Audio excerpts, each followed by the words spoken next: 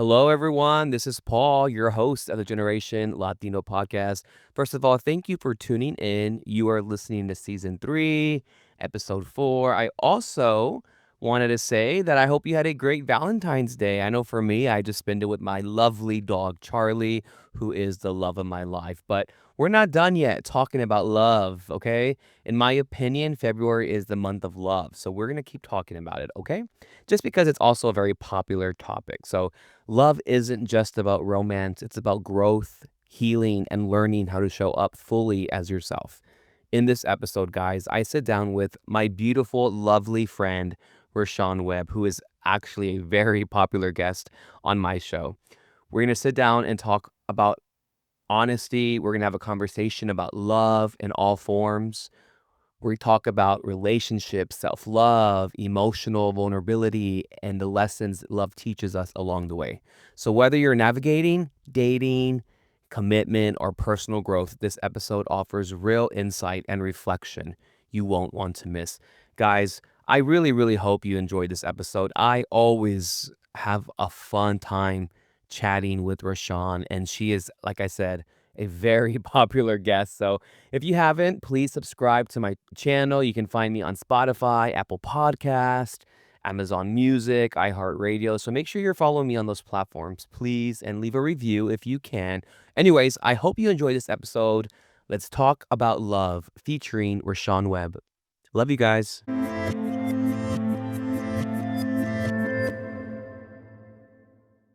Rashawn, I want to thank you for being on the Generation Latino podcast. So before we get started, I have to let you know that you are an audience favorite. Every single time your episode airs, I get text messages, I get messages from people that I know, that I don't know, really just telling me about what they learned from you. And we're not going to talk so much about what you've done as a professional. We've had episodes about that. You're an entrepreneur, you're a keynote speaker. I mean, the list goes on and on. And for anyone who is new to the podcast, you can check out Rashawn. She was on seasons 1 and seasons 2. And I already told her she's going to be on every single season. So are you okay with that, Rashawn? So okay with that. Thank you, family, for inviting me into your ear space. I love you. So we're in the season of love. It's February. People are single, they're married, they're in situationships. So what is your take on us just talking about love today? I am 100% on board. I love love. I really do. I think that love is such a beautiful thing. And unfortunately, if love was a person, love would be battered and bruised and scarred and traumatized and PTSD and emotional trauma and all the traumas because it's a battlefield. So I'm a big believer in love and all the loves. And yeah, let's get into it. One thing that Rashawn and I have in common is that we're both Disney fanatics and we love love. We love Glee. That's how it started, okay? It started, for those that don't know, real quick, Imma interject. Mhm. It started when I worked for a company and Paul was coming in to work with me. He was coming in for an interview, and needless to say, we spent like 10 minutes on the interview, and the rest of the time, we talked about show choir and Glee and Disney, and we fell in love that day, right then, and we've been hooked up at the hip ever since. Yes, we have. It was love at first sight. Rashawn, so how has your definition of love changed from your early 20s to now? It has changed tremendously. It has changed dramatically, and it changed dramatically because I fell in love. And as a little girl, you want the Prince Charming effect. And your mothers and fathers and aunts and uncles and cousins would always say it, but it's not like that. TV portrays one way and then real life portrays something else. And so, absolutely, it has changed from being 20 years old to almost 44, most definitely. So, Rashawn, do you believe in the one or do you believe that there are multiple great loves in a lifetime? I believe in the one. I believe in the one because God knows everything and he knows who that person is. But I do believe that we do meet people along the way to help guide us to the one. And I've met a lot of men and just being alive and there's been times where I've met some good ones that were missing a couple things and there's times I've met some that were missing one and then there's times that they didn't have anything. And so I do believe in that there is that one person that you are meant to be with. Absolutely. Oh, I love that. I agree with you. I think there is you can be in multiple situations, but that doesn't mean that they're the one. Correct. Absolutely. What's the best relationship advice you've ever received, and did you actually follow it? The best relationship advice that I ever received. Ooh. I'll probably tell you no, I didn't follow it. I don't even know. I had to dig deep and see what the what the advice was, but I probably didn't follow it. The best relationship I advice that I received was don't do it, Mm. and I didn't follow it. Do you mind if I ask you don't do what? Don't give your heart to this person. Wow. But by the time I was told don't, I was already too deep. And I remember writing a poem, something along to the effect of I was in too deep. There were several times that I jump in love head first before I let reality and the true form of a person take shape. And by that time, I'm already in too deep. So, why do you think that a lot of people they hear the advice, but they don't take the advice? And I've been on the other end.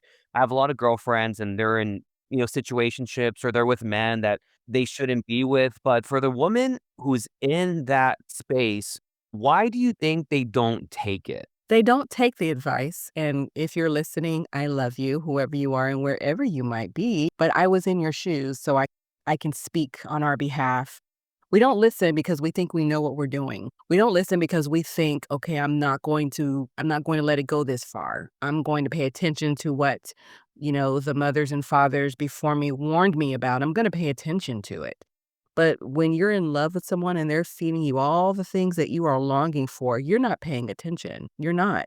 And that's just part of being in love. That's not like it's a bad thing, right? You're not paying attention to the signs that are there because you're in love. And who doesn't love that feeling? The warmth of the heart and the butterflies in the stomach and just the happiness that comes over you when you get their phone call. Who doesn't love that? And the actions and the deeds that they do.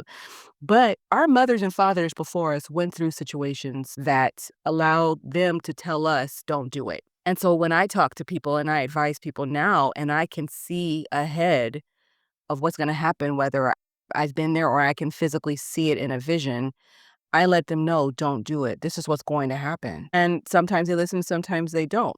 And that's fine. But when you're told don't, ideally, let me say it like this, because there are some jealous, little Nellies out there. Ideally, they're coming from a place of, "I've been where you are and I know where this is going to lead, and this is not for you." And then true to form, something goes wrong and what they said comes to pass and now we're broken. But it could have been avoided had we listened and watched the signs. I think you said that very well. So, 60% of my listeners are women. I'm very proud of that. For those women who are looking to be in a healthy relationship, what's one green flag that people don't talk about enough? Ooh, one green flag that people don't talk about enough. They don't talk enough about the men who are green flags. And I say that because you can go on any FYP, any timeline, and you're going to see people talk negatively about men. You're going to hear what they didn't do. You're going to hear where they took me to that I don't like, or but you don't ever hear the green flags. And yes, sorry, fellas, y'all don't, as a whole, don't get a good rap, right? And, you know, there are the women that have their standards. There are the women that have all these different little things, but there are some good men out there that may not look like the fellas will tell them she might have, she might have a six pack. She might have some rolls, but she's a good woman. Same thing for the women. Like he might not, make seven figure. He might make six. He might make five. He's still a good man.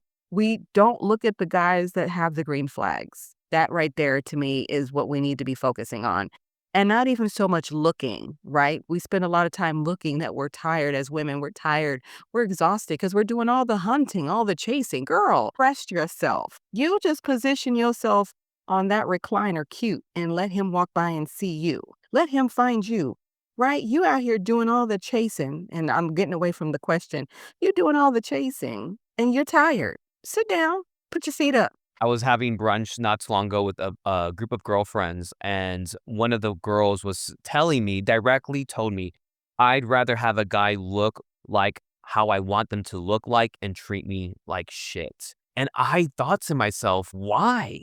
Like, why would you want that? Do you think that's just like trauma or what? Repeat her statement again. She said that she's so fixated on looks that she'd rather date someone who fits the ideal prototype look wise and be treated badly, is what she said. Well, I hope she's not a listener because she's not gonna like what I'm gonna say right now. So, I get that. I 100% get wanting to wake up to someone who is just drop dead gorge. I get that. But honey, the most gorgeous people are the ones that can beat the crap out of you. The most gorgeous people are the ones that can dismiss you because they're gorgeous. What does that have to do with their heart, their integrity? The most gorgeous people are the ones that are so centered on gorgeousness that they forget over time they're in enough serum to keep them wrinkles disappeared that it's going to show through, right? And you're no longer going to be quote, quote, gorgeous by standards of beauty, and that you've totally dismissed the kind of heart that they have. And yes, true to form, there has been some of the most unattractive looking people that have the best heart. You can fix anybody up.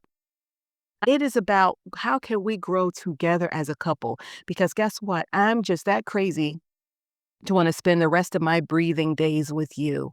And I hope that you would want to spend the rest of your breathing days with me. I don't want to hop from person to person. And I'm that kind of woman. I don't like that because I attach myself, and I'm not talking about sexually. I attach myself to relationships that were trauma, and I've been abused. I've been emotionally abused. I've been verbally abused. And so when I meet another guy, if I'm not healed, that same effect from before, I'm going to think he's doing it. And then he's got to spend all his days and nights convincing me I'm not going to treat you like he treated you. Well, you could tell me all day long, but it's not in my heart, right? So the idea is you get to that one person, and yes, how am I supposed to date? How am I supposed to this? I've been through all those questions, right? At the end of the day, if I'm going to be with my forever person, I don't want to bring past trauma. I don't want to bring insecurities. I don't want to bring anything that will make this man or woman feel like, dang, she is messed up. I can't even be my true self for her or for him because they assume I'm going to be like the last person. You're not giving them a fair shot and a fair chance. So I disagree with the notion of in order to get under an old one, you need to get under a new one. No, you don't. All you're doing is exchanging spit and saliva and a bunch of other things, and y'all commingling everybody's together. You won't even know who you are. Okay, this is Mama Sean After Dark talking with all them different liquids. Okay, do you know who you are? Right. So there are times when you need to purge you and purge the person you've been with and purge the stuff, the items, the clothes, so that way you can have a fresh start. Yeah, I believe in monogamy, and I find it, Rashawn, that as time goes on, the word monogamy is just becoming non-existent. And I'm like, Absolutely. and I keep saying to people, you can be progressive and also be monogamous. I don't care who you want to date. But what's a lesson love taught you the hard way, Rashawn? What is one lesson that love taught me the hard way? That I'm worthy. Ugh, I love that. All right, so we're gonna switch things up a little bit. So it's Valentine's month, right? I consider February the month of love, the month of Valentine's. So I'm gonna ask you some fun questions. Are you ready? I am. I'm gonna reposition myself. Right. So are you team big romantic gestures or quiet, meaningful moments? I am team big romantic gestures. Well, I didn't think so. Wow, I learned Yeah. something new about you. Yeah, I am because I am that way because every guy I've been with gave me quiet moments. What is the best Valentine's Day you've ever had or the worst? I'll take either. The worst was the year after I got my heart broken. Uh, That was the worst because I was gonna marry this man. We were together 3 years. That's another thing too. You don't need to be with someone for 3 years, 3,000 years for them to know that that's who you wanna marry. But anyway, and so I did everything. I wore black. I was depressed. I had sad music going. I was just, because I love love. And so for the person to love love, to always get shot in the heart by love, or to always get devastated and disappointed by love, after a while, you're just like, come on. Like, why me? Like, I support you. I read your books. I love your artwork. Like, love, I love you, Cupid. But well, we broke up in September and Valentine's Day was right around the corner. So it was hard. So usually the first and I take breakups hard, really, really, really hard. And so the first Valentine's Day after our breakup was rough. No, I could only imagine. Do you think that Valentine's Day is overrated, underrated, or just misunderstood? I think it's misunderstood. A lot of people will say, "Oh, how commercialized Valentine's Day is and all that." Who cares? Hey, it's 1 day a year. The side chick, as they say, gets the 15th. You that get the 14th, do it up. Make your you know what? Make your partner happy. Who cares? And see, here's the thing. It's almost like society rules the roost. I We talked about this briefly, right? We're going to kind of shift gears here, but I think a lot of people who relate to you relate to your honesty, your vulnerability, your honesty about heartbreak and all of that. But what helped you heal the most after heartbreak? Ooh, we did talk about this Mhm. in the first episode that we did together. And so I'm going to tell it, and I'm gonna tell it like how it happened. So I came home that day, and I drove 3 hours from Houston home, Spring, Texas, to be exact. And I had been crying for over 24 hours by that point, and my eyes were swollen shut, and I could barely see to make it home. I remember driving through Columbus, Texas, on the phone with my sister, crying like my eyes could barely I could keep them open so I could see, and, they were so swollen. And I remember going home, and I got home, and I went to my mom's room, and I went to her bed, and I laid my head down, and I told her, and she already knew, but and, she rubbed me like the mafia boss, and she said, "It's gonna be okay. Don't worry about it." And I remember thinking like that it sounded like a mafia boss move, like, Imma take care of it.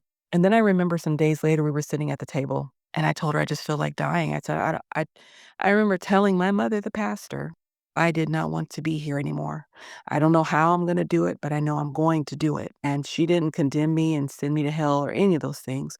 Mhm. Because there was no need to. I was already condemning myself. There was nothing you could say, and she knew. Like a mother knows when their child is too far gone. If you know the person, you know. And so we were talking that day, and I went to bed. And I remember waking up that morning feeling differently. Mind you, I'm a big believer in faith and prayer. I've been going to church since I was 5. That day, I felt that I woke up. I felt different. I was still broken, but I felt slightly different. I know my mother prayed. I know my mother prayed. She has always told me, and I never understood a lot of it. I understood it, but not on my own volition until I went through it. But I knew I could always talk to God. In the Black church, we always say he never sleeps nor slumbers. He's always on time and all the different little things that we say, which is true. And so I just remember and I remember telling myself, if I start talking, and I told different people, if I start talking, if I start crying, I'm not going to stop because I had stopped crying. And I stopped crying. I shut down all the things. I just stopped. And people that know me know that's not good for her. I finally just said, okay. And I remember to this day, I wrote it in my book. And I remember sitting before God at church. I said, okay, I'm here. Now what? What do you want from me? I trusted you. I had faith in you. I believed in you. I was taught that my whole life. I was taught to wait and let him find me and me don't go find him. I was taught to save my body and all these different things. I did everything you told me to do. You sent this man to me and he breaks my heart. How do I trust you? How do I even think of wanting to be married and having kids? And in the back of my mind, I'm like, girl, do you know he could batch his eye and kill you? Like, he is God. He is the great, powerful authority on all things. Like, girl, but that was what he needed me to do. That's what he wanted me to do because now I can start talking. Now I can start healing. Now I can start telling him things so that way he can heal my heart. Because alcohol, liquor, drugs, pills, another man, another woman is not going to fix your heart. It is not. Healing is something that comes from deep, deep, deep down inside that only the one who created our heart, he's the one that has it to fix it. And I think a lot of people they don't see God that way. They think, oh, he's going to buy me this, he's going to get me this and give me that. He created us. He knows exactly what makes us happy, sad, makes us tick, makes us all the things because he created us in his image. So I had to go back to the maker and say, I'm broken and beaten up, and you made my heart, and you're the only one that can fix it. And once I got all my anger out and I started talking sensibly, I would say those things like, I'm scared, I'm tired, I'm afraid. You created love. Why is it hurting me so much? I believed in you. Like, what? What is it? Why? And it wasn't until several months later, I want to say in February or March of that following year, because I remember asking God for months, like, why? And he showed me in a dream, and this is the first I've said it openly. It's in my book, but this is the first I've said it openly. I remember waking up from a nap on Sunday, and I remember going to my mom's office, and I was like, oh my God, oh my God, oh my God. She's like, what happened? I said, now I know why we did not work out. She's like, tell me why. I had a dream, and I am a dreamer. I had a dream, and in this dream, it was the perfect house. I remember it was on a hill. It was a white house. Everything was perfect. All the plugs I could want for all my, I mean, every little nick and nook and cranny I wanted, the perfect house that I could ever dream of. However, I didn't know the price of this house. I didn't know. I didn't sign nothing. I didn't put nothing down, but they said the house was mine. I had the keys in my hand. There was no realtor showing me the house. We were already in the house. But I never knew how much this house was going to cost. So I went down to the office and I said, hey, got the keys, da da da. And they said, oh, no worry, ma'am. Here's your, contractor. And I remember clear as day. I remember looking at the paperwork and seeing how much that house cost. Mind you, I already had the keys. I was already locked in. I saw everything, the closets, the pool, the cabana, everything I could want in the house. I didn't know the price. When I saw the price, I said, ma'am, I can't afford this. I said, y'all need to fix this. Y'all promised me this house. You need to fix this before I turn this whole office upside down. And I remember waking up. I did not know the cost of what I would lose by marrying that man. He was the house. Wow. He was the house, and everything I would have lost was in that contract because I didn't know how much of me I would lose by marrying this man because he was never mine from the beginning. So there are times where we want something so bad and it'll be given to us, but we're going to lose something in the process because it was never meant for us.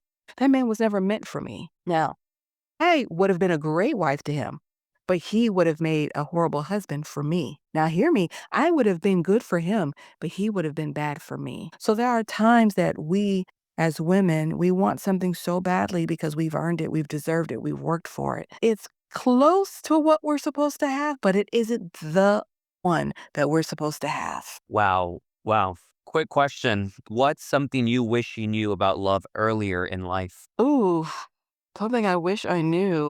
I wish I knew who it was going to be with. I was at 18 when I started praying for a husband. I think about if I would have known who he was, I wouldn't have accomplished the things I have now. It would have been something different. I would have been rich in other ways, not in the ways that I am right now. So for me, I would have loved to have been able to say, at least I know who he is. We're just not getting married yet. I would have loved to know who he is. But at the same time too, I would be so enthralled and so enriched with, "Oh my god, can we just get married now?" That I would have messed up the timeline of everything. Wow. So I'm going to ask you a question off script.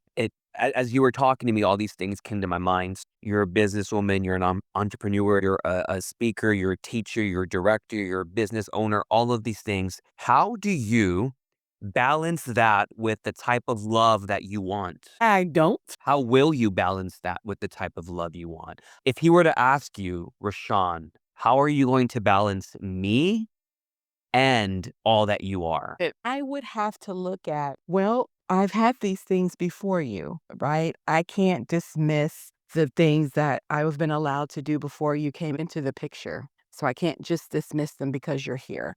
I would say, but I am willing to relinquish the time spent on these items so that way I can give us a chance to grow and to thrive. But at the same time, because of the nature of the job, I would want you to be patient because as a woman of my age, I've done a lot of things on my own and I figure things out on my own. So it's almost like I have to remind myself that I have somebody in my life. So I'm going to have to remind myself that you're here to make things easier for me. And I'm going to need you to be patient with me about that. but I am willing to give up the amount of effort I put into certain things so that way I can make sure I give this relationship 100% of my time and a fair opportunity. My center isn't going anywhere. My training and speaking, they're not going anywhere, but maybe you can come with me, right? So that way you can see that other half of me. And as you do that, we can navigate going through things like the airport or going through you navigating how to find the restaurants or how to how you see me in uptight environments and all those things. So that would be my answer. How do you know, Rashawn, when it's time to let go of a relationship? How do you know? Ooh, well, I'll say this. How I knew we were coming to an end or what I like to call time of death. How I knew we were coming to the time of death is because every conversation became an argument. Every one of them became an argument. And I mean, it was an argument. No cussing or anything like that. It was from high to getting upset about something that was dumb. And that let me know that was a dead giveaway that, okay, if every conversation is an argument, and I'm not very good with going from an argument to being all sweet and lovey. I don't know how to do that.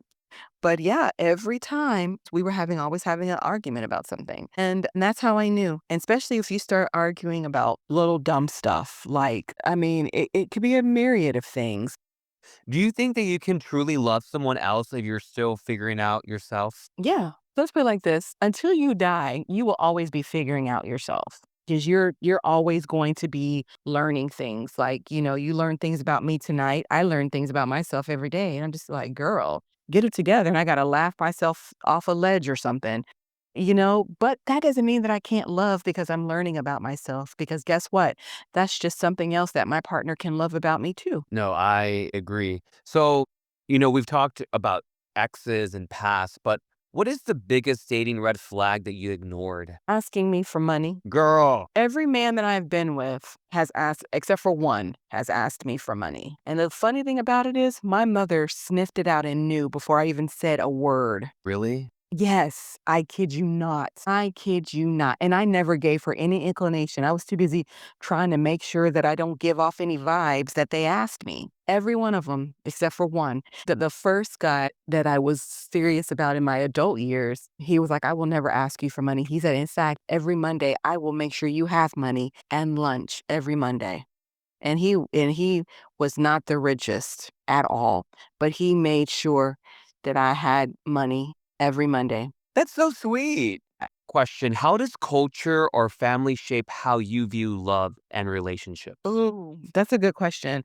I as well grew up in a broken home, and my father most definitely had a very big part of a lot of the brokenness in my life. Let me say this, and if y'all want to come for me, that's fine. But you fathers and you men, I can speak on it because I am the other half of that. You play a very big part in the lives of your children before they're even grown enough to make decisions for themselves. Your absentee, where you think you're hurting the mom, you're hurting that child. Because that's what a predator, someone who preys on the weak, someone who wants to do harm and change the trajectory of that child's life, your absence is a breeding ground for that. And trust me when I tell you, I know what I'm talking about. So for me, my father wasn't around. He had his own thing going on. I had abandonment issues. It made me feel I wasn't good enough. How am I supposed to know what to look for? Oh, and the right man if there's no man around to help me navigate that? My mother can only do so much, God bless her heart, and she did the best she could. So it's extremely important for the dads to be around.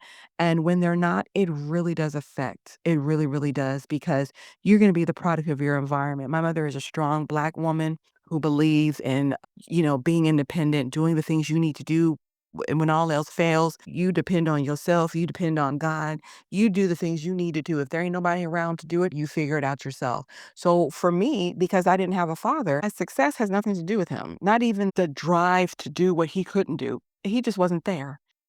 Even with him now being in the picture, as little as he is for whatever reason, it has nothing to do with him. This is about me. And so going forward, the guy that I was dating and with for 3 years, he taught me how to love when my father should have done some of that. if that makes any sense.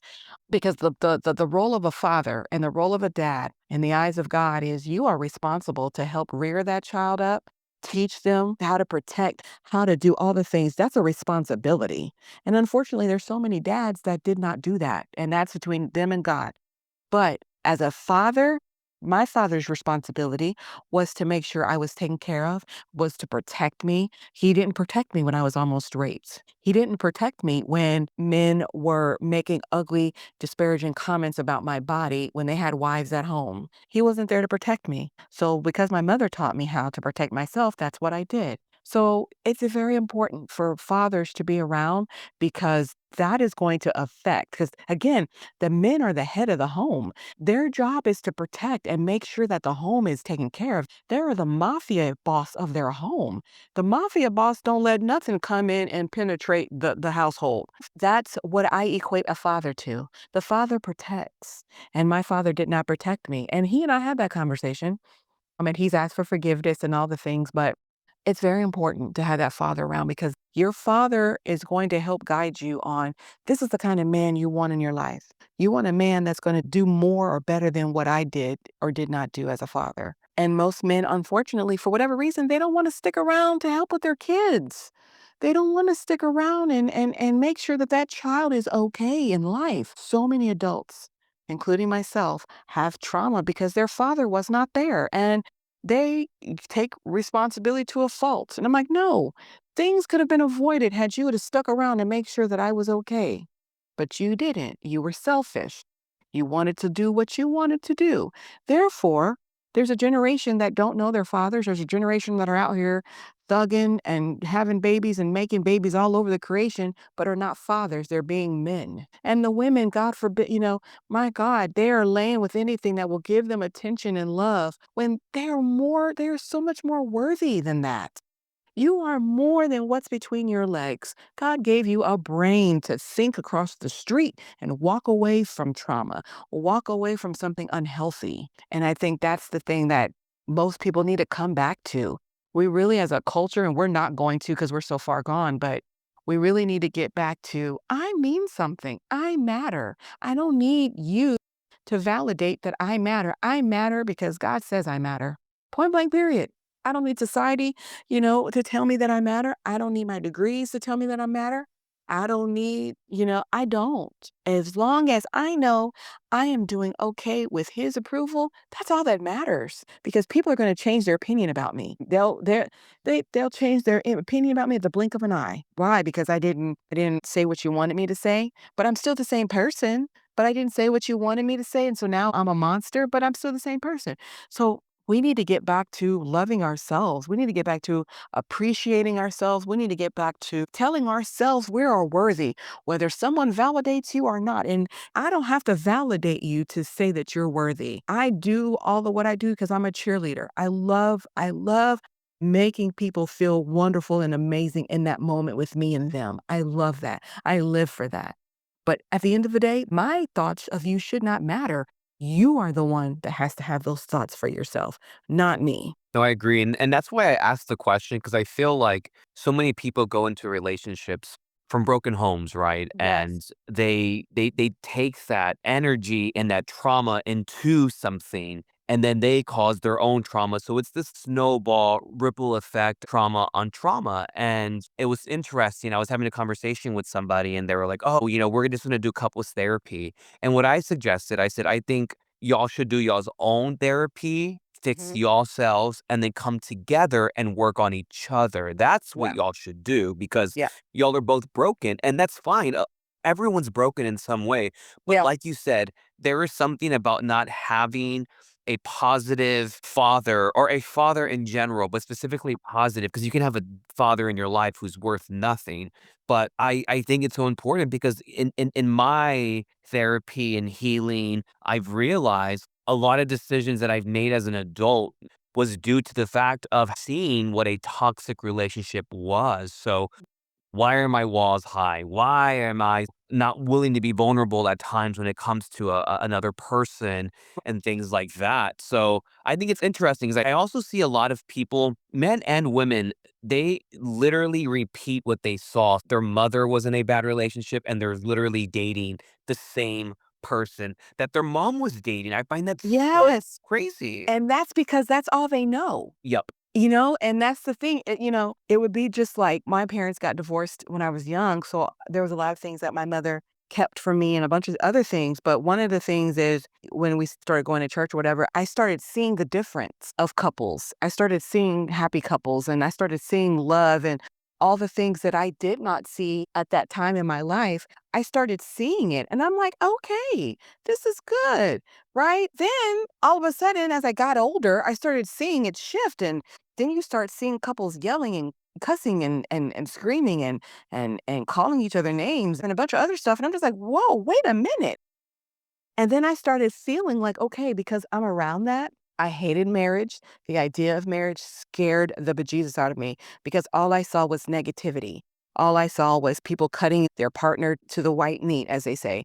All I saw was people just berating their partner, the person who they are vowed to, who they promised. This is not okay. Like, even though I saw it, but the part of me was freaked out. But the other part was like, but this is not okay. That's not what you do when you love someone. Like, you don't do that kind of thing, right?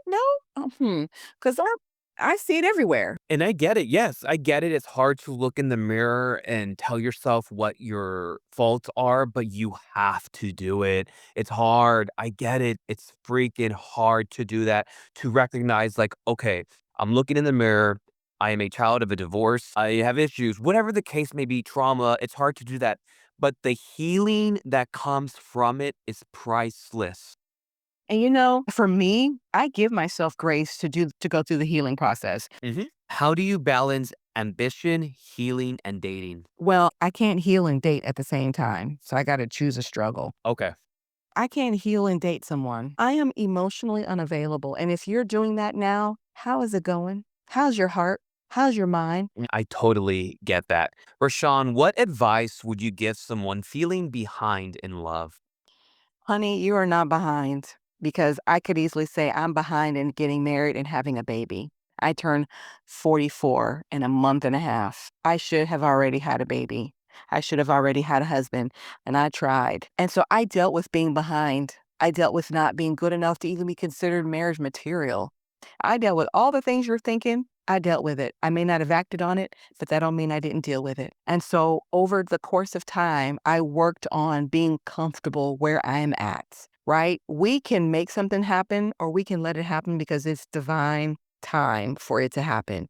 And I would rather wait for it to be time than to make something happen that's not supposed to be. And then I ruin who I am because I force something. And we do a good job of that as women, which is why we're called aggressive and we're called alpha females, right? Because we want it, we're going to grab it. We want him, we're going to go get him. We're going to flirt. We're going to make him leave his wife. We're going to make him leave his baby. We're going to make him leave all the ambitions because that's what we did. We as women, we have a lot of power that men don't have. We have power to persuade anybody to fall. We can make the strongest man fall. We can make the most sturdiest man fall. So, your birthday's coming up. You are at the top of your game professionally. You are doing the damn thing. But what does love mean to you right now in this season of your life in 2026? Oh, right now, love looks like I love my mother. I love my God babies from the youngest to the oldest. I love my life. I love myself. And I'm content with myself. So, before we leave, I have this rapid fire love edition. It's first thought only, no overthinking. So, I'm going to ask you the question, it's rapid fire. Okay. Coffee date or dinner date? Coffee date. First move, do you make it or you wait? I wait. Love at first sight, real or movie magic? Real. Texting every day or space to miss each other? Texting every day. Roses or something edible? Roses. Public display of affection, yes or no? Yes. Single on Valentine's Day, are you sad or self-care? Self care. Love language you give versus love language you need. Love language I need. Red flag you ignore more than you should. Loyalty. Green flag that you immediately has you hooked. Communication. Breakup by text, ever okay or absolutely not? Absolutely not. Rom-com or real-life love story? Real life love story. So it's Valentine's Day. Plans, booked, or winging it? Planned. Rashawn, it is always so much fun just chatting with you. I feel because I know you and we're friends, I get to just ask questions that you normally wouldn't just let people ask you. You know, I really take pride, and I used to not be this person, but I really take pride in my love life being private because I did so much wanting it to have a relationship that I was so quick to broadcast it. And when you start to broadcast things, then you start to allow people to have opinions. And so when he comes, ain't nobody gonna know until it's time. So I'm looking forward to that. So how does it make you feel to know that so many people connect to your story? And I sent you messages that people have sent. You have, it makes me feel so great. People say this, but they don't mean it. But Paul, you'll know I mean this. I wish I could just sit and hug everyone. I really, really wish I could just sit and just listen to your story and really just connect with you in person and just key with you because, people need sisterhood, people need brotherhood, people need people that they could connect with. And, I went through this so that way I could be a help for you. And I really believe that. I really, really do. There's so many lessons that I learned from that breakup that it's just, there's another book in the works with that. Just so many things. So I don't take it for granted. I'm honored and I don't take it for granted. I don't take you all for granted at all. And so I wish I could hug you and just know I'm hugging you in my heart and in my spirit. And if we ever meet, please stop and say hello, give me a hug, find me on social, whatever you need to do. But I really, really, really appreciate you. And I love you wherever you are. Yeah, people love your story. They love your wisdom. Every time someone talks to me about you, they're always talking about the words of wisdom and how uplifting you make them feel. And that's a gift. Thank you for being on the podcast. But where can people find you? Please let people know the name of your podcast because you have a new one out. I do. So let them know. Yes. So first of all, let me just back up and just say, and I should have did this in the beginning. Thank you, Paul, for allowing me to grace your audience again. I'm thankful for our friendship. And he will always have a special place in my heart, and he knows why. I will never forget it. I still tell that story. I will never forget. And y'all are going to be the first that I'm going to verbally broadcast it to. I've already kind of put it on social media. I have a podcast, Mic'd Up with Mama Sean, which you can find on all platforms. My new website drops February 1st, which is mamashawnspeaks.com. And we have an email, mamashawnspeaks@gmail.com. If you want to email me, you're more than welcome to email me. No one sees it. It's just me. If this episode was a blessing for you, I want to hear it. I really, really do. And I'm so glad that you guys that y'all send Paul the messages. But guess what? You can send me a message too. Whatever you need from me, I want to be that for you with God's help and God's grace. So you can find me at Mama Sean Speaks. I'm on TikTok, Instagram, Facebook, and then on my website, mamashawnspeaks.com, and my new podcast, which will turn 1 year old in May, Mic'd Up with Mama Sean. So I would love to hear from you. Can you remind everyone, Rashawn, what all you do? Please just do it for me. I know you don't like to talk about yourself. Please. So I own a childcare center. I'm here in San Antonio, Texas, number one. Number two, I am an author. I wrote a book, Life After Heartbreak, Now What, which is on Amazon. I am currently writing book 2 and 3. It's a romance novel. What else? I have my podcast. I am a pastor's daughter, so I help with my mother in the ministry. I am a trainer and a coach, so I have my training business, Rainbow Institute of Childcare Education. From that is the coaching slash keynote piece, which is Mama Sean, Mama Sean is the mama that everybody needs and they might not know how to ask for. And I have adults call me Mama Sean with kids. I have my babies call me Mama Sean. I have all kind of people from all over the country call me Mama Sean. And you can call me Mama Sean too. What else? I feel like I'm missing something. I'm getting ready to launch a business in April for our Black and brown girls, more of like a confidence builder, self-esteem builder type cohort, where we're taking on some young ladies and doing some things to help them feel better about themselves. We're starting that. I started last spring, but I am venturing into the professor side of life. So I am looking to start being an ECE educator at the college level, the collegiate level. I have a master's degree, so we're looking at that. But right now, I have a friend in Denton who allows me to come and lecture in her ECE, her early childhood class. So I go and spend some time with her college students and lecture for about 2 hours every semester. So we do that as well. And I think that's everything. It is always a pleasure to have you on. I think people already know how much I love you, how much I care about Oh, you. And for anyone out there who is feeling like they're lonely and they're not worthy, you are worthy. absolutely. You are so worthy. And, let me just say this, and I know a lot of people hear this, and people have been saying it for years, but you don't need a man or a woman to validate who you are. You really don't. And I know we want that because we crave human nature, we crave human touch, we crave human interaction.